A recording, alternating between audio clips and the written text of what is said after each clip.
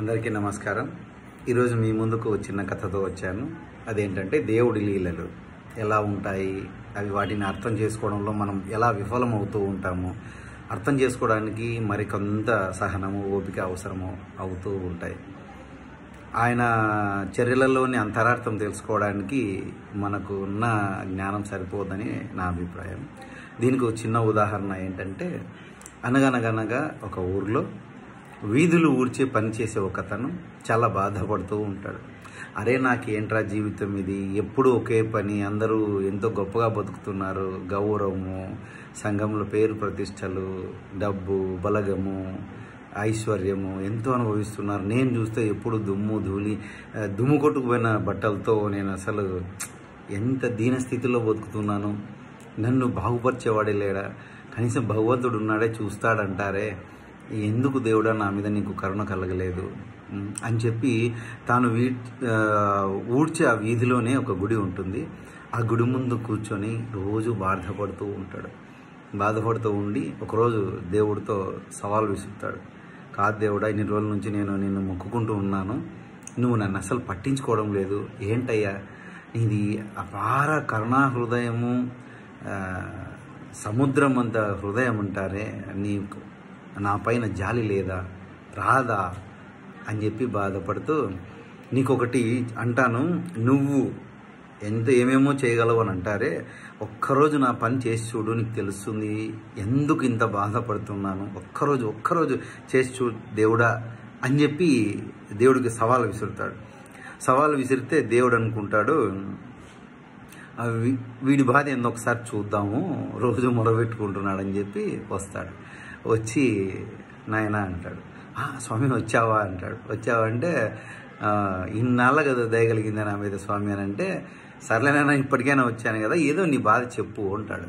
చెప్పు అంటే, ఒక్కరోజు నువ్వు నా పని చేసి చూడు, నీకు నా బాధ ఏంటో అర్థమవుతుంది అని అంటే, ఓకే అలాగే నేను నీ పని చేస్తాను, నువ్వు నా పని చేస్తావా అంటాడు.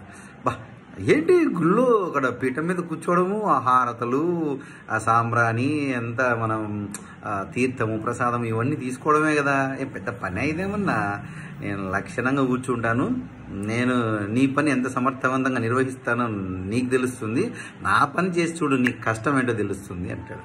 అంటే సర్లే అని చెప్పి దేవుడు పరక తీసుకొని ఉడవడానికి వెళ్తాడు. వీడు పనివాడు అక్కడ పీఠం మీద కూర్చొని దేవుని మీద కదలకుండా కూర్చుంటాడు. కాకపోతే దేవుడు ఒక చిన్న షరతు పెడతాడు, నువ్వు విగ్రహం ఎలా ఉంటుందో అలాగే ఉండాలి, దేనికి స్పందించకూడదు, తిట్లకు కానీ పొగడ్తలకు కానీ వేరే దేనికి స్పందించకూడదు అని చెప్పంటాడు. అంతే కదా, ఏం పెద్ద పనేం కాదు, పని నేను చూసుకుంటావు అంటాడు. సర్లే అని చెప్పి విగ్రహంలాగా కూర్చోవని ఉంటాడు. కూర్చొని ఉంటే కాసేపటికి ధూప హారతులు అన్నీ అయిపోయి, ప్రసాదాలు నైవేద్యాలు అన్నీ అయిపోయిన తర్వాత ఒక ధనికుడు వస్తాడు. ధనికుడు వచ్చి, దేవుడా అని సాష్టాంగ నమస్కారం చేస్తాడు. చేసి, అయ్యా నువ్వు నాకు ఇప్పటికి ఎంతో ఇచ్చావు, ఇంకా ఇంకా ఇంకా నాకు వ్యాపారంలో దండిగా లాభాలు వచ్చేటట్టు అనుగ్రహించు స్వామి, నన్ను ఇంకా ఐశ్వర్యవంతుని చేయి స్వామి అని చెప్పి మొక్కి లేచి వెళ్ళిపోతాడు. వాడు అలా బొక్కబొర్ల పడి సాష్టాంగ నమస్కారం చేసిన క్రమంలో వాడి జేబులోంచి నోట్లు దండిగా ఉన్న పర్సు అక్కడ పడిపోతే ఆ మరుసటి క్షణంలోనే ఇంకొక నిరుపేద వస్తాడు, ఆకలితో వస్తాడు. దేవుడా, అన్నం తిని వారం 10 రోజులైంది స్వామి, డొక్కలు ఎండుకుపోయాయి, పెళ్ళాం పిల్లలకు కూడా ఎప్పటికీ అన్నం పెట్టే పరిస్థితుల్లో లేను, నాకు ఏదో ఒకటి ప్రసాదించు స్వామి, నన్ను కరుణించు దేవుడా అని కోరుకుంటాడు. కోరుకొని కళ్ళు తెరిచి చూసేటప్పుడు కింద పర్సు ఉంటుంది.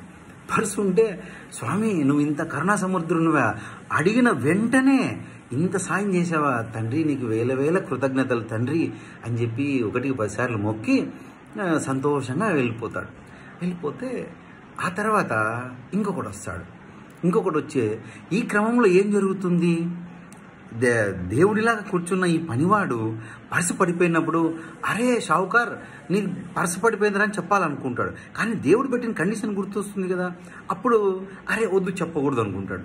తర్వాత వీడు పర్సు తీసుకొని వెళ్ళేటప్పుడు, అరే ఇది ఆ షావుకార్ పర్సు నీది కాదు కదరా, నువ్వు ఎలా తీసుకెళ్తావు అని వాడిని అనాలనుకుంటాడు. కానీ వాడిని చెప్పాడు. ఎందుకంటే దేవుడు పెట్టిన కండిషన్ ఉంది కదా, ఏది మాట్లాడకూడదు అనే దానికి. సర్లే అని చెప్పి సైలెంట్గా ఉంటాడు. దాని తర్వాత మూడవ వాడు వస్తాడు.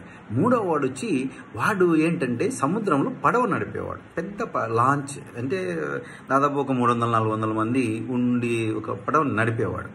వాడు ఏం జరుగుతుంది స్వామి, నేను సముద్రయానము అన్నీ చేస్తూ ఉంటాను, నువ్వు నన్ను నిరంతరం ఎప్పుడు నన్ను ఎల్లప్పుడూ కాపాడు తండ్రి అని చెప్పి అని మొక్కుతూ ఉంటాడు. మొక్కుతూ ఉంటే ఇంతలో ఏం జరుగుతుందంటే వాడు మొక్కి వెళ్ళిపోతాడు. వెళ్ళిపోయిన తర్వాత ఈ పర్సు పోగొట్టుకున్న వ్యాపారస్తుడు పోలీసులను తీసుకొని వస్తాడు. పోలీసులను తీసుకొని వచ్చి అలా పడవ నడిపేవాడు అలా వెళ్తూ ఉంటాడు. ఇతను గుడిలోకి వచ్చి చూస్తే అక్కడ పర్సు ఉండదు. అంటే ఇప్పుడే కదా నేను వచ్చి వెళ్ళింది, ఇప్పుడు వీడు వెళ్తున్నాడు అని చెప్పేసి వాడిని పడవ నడిపే వాడిని పట్టుకోవాలని చెప్పి వెళ్తూ ఉంటాడు. వెళ్తూ ఉంటే ఇక్కడ దేవుడి స్థానంలో కూర్చున్నాడు. ఊరికే వండుకోకుండా అరేరేరే ఇక్కడ అన్యాయం జరిగిపోతుంది, పడవ నడిపేవాడు అని అనవసరంగా జైలు పాలు అవుతాడు, దెబ్బలు తింటాడని చెప్పి సాధారణంగా మనిషికున్న చంచలమైన ఒక మనసు వల్ల దేవుడు చెప్పిన నియమాన్ని మర్చిపోయి అరే వ్యాపారస్తుడా, నీ పర్సు తీసుకుంది పడవ నడిపేవాడు కాదురా, ఇంతకుముందు ఒకడు దరిద్రుడు వచ్చాడు, వానికి డబ్బులు లేవు, ఆకలి అవుతుందంట, నీ పర్సు పడిపోయింటే వాడు తీసుకొని వెళ్ళిపోయాడు, ఈ వీడి పడవ నడిపేవాడు కాదు అని చెప్పి చెప్పేస్తాడు. చెప్పంగానే వీడి వ్యాపారస్తుడు అరేరే దేవుడే సాక్ష్యం ఇచ్చిన తర్వాత ఇంకా నాకు ఇంక వేరే రుజువులు అవసరం ఏంటి అని చెప్పి స్ట్రైట్గా వెళ్ళి ఆ బీదవాడిని, పర్సు తీసుకున్న బీదవాడిని పట్టుకొని పోలీసులకు అప్పగిస్తే వాడిని జైల్లో వేస్తారు. ఇక్కడ ఇంతలో దేవుడు వస్తాడు. దేవుడు వచ్చి ఏంటయ్యా ఎలా గడిచింది ఈరోజు అని అంటాడు. ఏంటి స్వామి నువ్వు, నీ ముందు చాలా జరుగుతూ ఉంటాయి, దానికి నువ్వు చెప్పింది కూడా బాగుంది, ఏంటంటే స్పందించకుండా ఉండడం కష్టమైపోయింది, నేను గబుక్కున ఇలా అనేసాను, ఇలా చేసేసాను అని చెప్పి అంటాడు.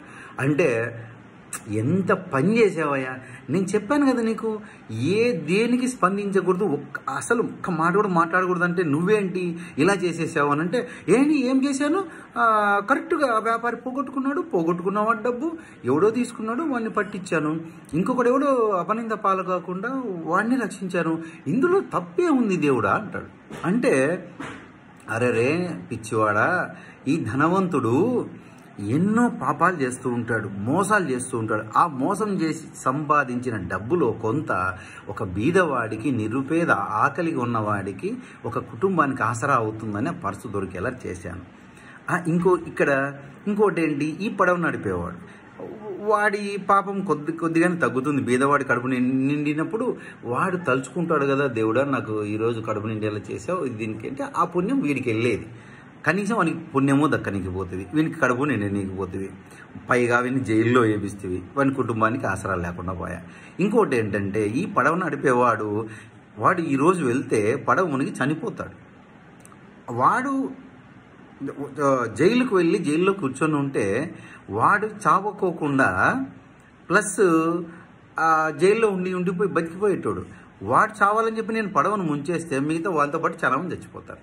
ఇన్ని అనర్థాలకు కారణం అయ్యావు నువ్వు, నీకు తెలీదు ఇవన్నీ దేవుని లీలలంటే ఎలా ఉంటాయని చెప్పి.